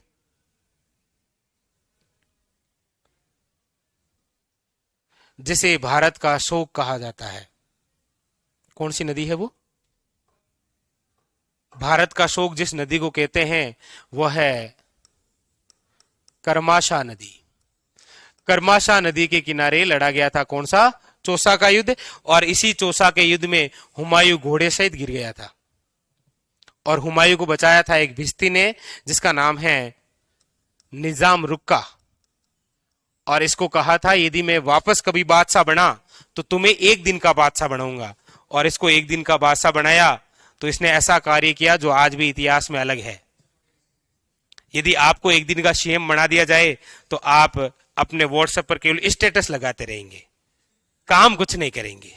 जैसे हमारे सीएम साहब काम करते हैं। तो इस निजाम को एक दिन का बादशाह बनाया तो इसने चमड़े के सिक्के चलाए। किसके सिक्के चलाए थे? चमड़े। चौसा के युद्ध में हार गया था हुमायूं, और हुमायूं की दिल्ली से गद्दी चली गई और दिल्ली की गद्दी पर शेरशाह सूरी विराजमान हो गए। कब? 1540 में। उसके बाद में ये हुमायूं घूमते घूमते, देखो हुमायूं 4 भाई थे, हुमायूं, कामरान, अस्करी और हिंदाल, 4 भाई थे ये। और ये पहला ऐसा मुगल बादशाह था जिन्होंने पूरा राज्य बराबर अपने भाइयों में विभाजित किया था। और जब खुद पर मुसीबत आई तो एक भाई भी काम नहीं आया। ये हुमायूं सहायता मांगने पहुंच गया था किसके पास में? मालदेव के पास में। और मालदेव ने हुमायूं को वादा किया कि चिंता मत करो, तुम्हारे भाई काम आए कि नहीं आए, मैं काम आऊंगा और तुम्हें बीकानेर में रखूंगा। ये मालदेव हुमायूं को कह रहा है कि मैं आपको शरण दूंगा और आपको कहां पर रखूंगा? बीकानेर में। और इस समय राव मालदेव के पास में बीकानेर है नहीं। बीकानेर का जो शासक है उसका नाम है राव जेतसी। तो हुमायूं को वादा कर दिया, इसीलिए ये कहां अभियान करता है? बीकानेर पर। और बीकानेर पर अभियान करने के तहत एक युद्ध लड़ा जाएगा जिसका नाम है पाहेबा साहेबा का युद्ध। और पाहेबा साहेबा का युद्ध लड़ा गया 1541 में। किन किन के मध्य हुआ ये युद्ध? तो याद रखिएगा, मालदेव वर्सेस बीकानेर का शासक है जिसका नाम क्या है? राव जेतसी। राव जेतसी। जेतसी मारा गया। जेतसी मारा गया था। जेतसी का भाई था जिसका नाम क्या है? सॉरी, जेतसी का एक पुत्र जिसका नाम है कल्याणमल। कौन है ये? कल्याणमल पहुंच गया कहां पर? शेरशाह सूरी के पास में। क्यों पहुंच गया? क्योंकि इसके पिताजी का नाम क्या था? जेतसी। जेतसी किससे युद्ध कर रहा है? मारा गया, इसीलिए इसका पुत्र कौन? कल्याणमल कहां पहुंच गया? शेरशाह सूरी के पास में। इससे पहले वीरमदेव कहां पहुंच गया? और वीरा कहां पहुंच गया? शेरशाह सूरी को जाकर इन लोगों ने कहा कि जो तुम्हारा सबसे बड़ा दुश्मन है कौन? हुमायूं। इस हुमायूं को शरण देगा कौन? मालदेव। इसीलिए शेरशाह सूरी दिल्ली से चलता है किस पर? अटैक करने के लिए। और एक युद्ध लड़ा जाएगा जिसका नाम क्या है? गिरीशुमेल का युद्ध। ये अभियान कंप्लीट। ठीक है, ये मालदेव ने जीता था। मालदेव के पास में सेनापति थे जिनका नाम है जेता और कुंपा। देखो, मालदेव को तो कहा जाता है 52 युद्धों का विजेता, जबकि इसके जो सेनापति है ना जेता और कुंपा, उनको कहा जाता है 99 युद्धों का विजेता। केवल एक दूर रह गए थे शतक से, और वो जिसमें हारेंगे वो गिरीशुमेल ही युद्ध है। ठीक है। अच्छा, एक अभियान कौन सा लिखा हमने यहां? कुंभलगढ़ अभियान। कुंभलगढ़ में कौन बैठा है इस समय? महाराणा उदय सिंह। महाराणा उदय सिंह पर अभियान करता है कौन? मालदेव। क्यों? अपनी साली की वजह से। तो लिख दो यहां साली की वजह से, और तो क्या लिखूं? साली लिख क्या? तो महाराणा उदय सिंह द्वारा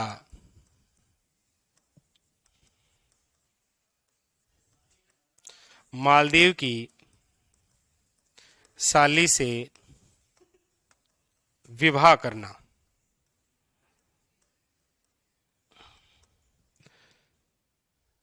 ठीक है। एक कौन सा अभियान है? जालोर अभियान। जालोर का इस समय शासक कौन है?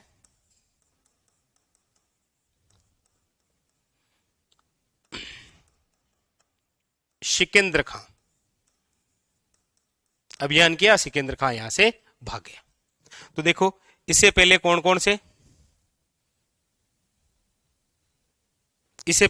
से अभियान हुए थे?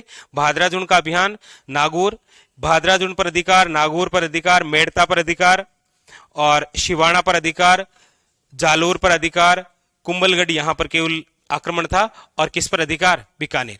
इतने सारे जीते हैं किसने? मालदीव ने। लिखो। हाँ 38 में लिखो। हाँ जियोग्राफी और पॉलिटी की बुक आएगी, अभी मार्च तक आएगी, ठीक है।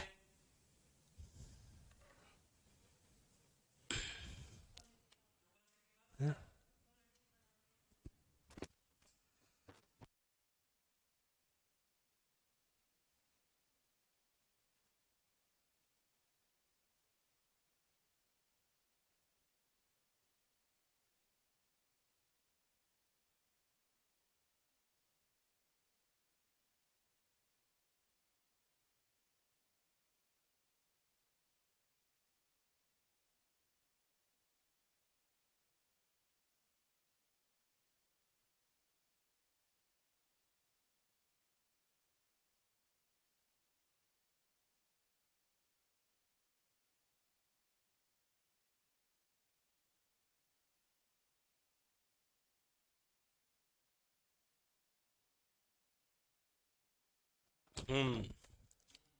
कहाँ है शिवाना, कहाँ है वैसे? अरे वाह, शाबाश। बालोतरा में। कहाँ है ये?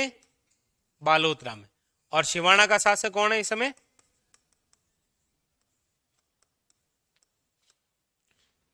राठौड़ डूंगर जी, ठीक है।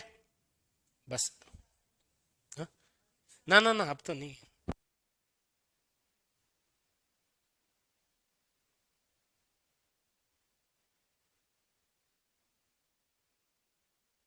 अच्छा हाँ, अभी अभी शिवाना के शासक कौन है? डूंग जी। अभी मैं आपको कहां पर घुमा रहा हूं? 1538 में। ऐसे बोल नहीं सकता थे। तो अभी कौन है?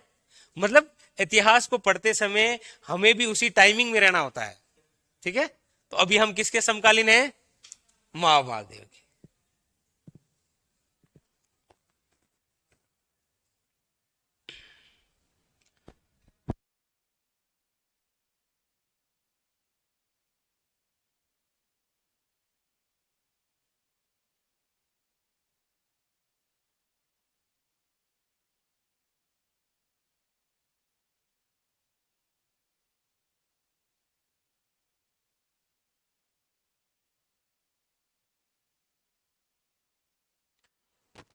महाराणा। अच्छा ये कुंभलगढ़ अभियान क्यों हो रहा है? राव मालदेव कुंभलगढ़ अभियान 1540 में कर रहे हैं, लेकिन क्यों कर रहे हैं?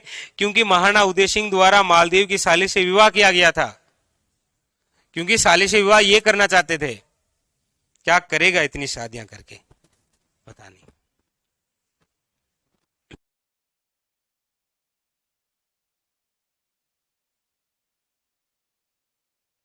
तो अब होगा सबसे बड़ा युद्ध राव मालदेव का, राव मालदेव और शेरशाह सूरी के मध्य, जिसका नाम होगा गिरी सुमेल का युद्ध।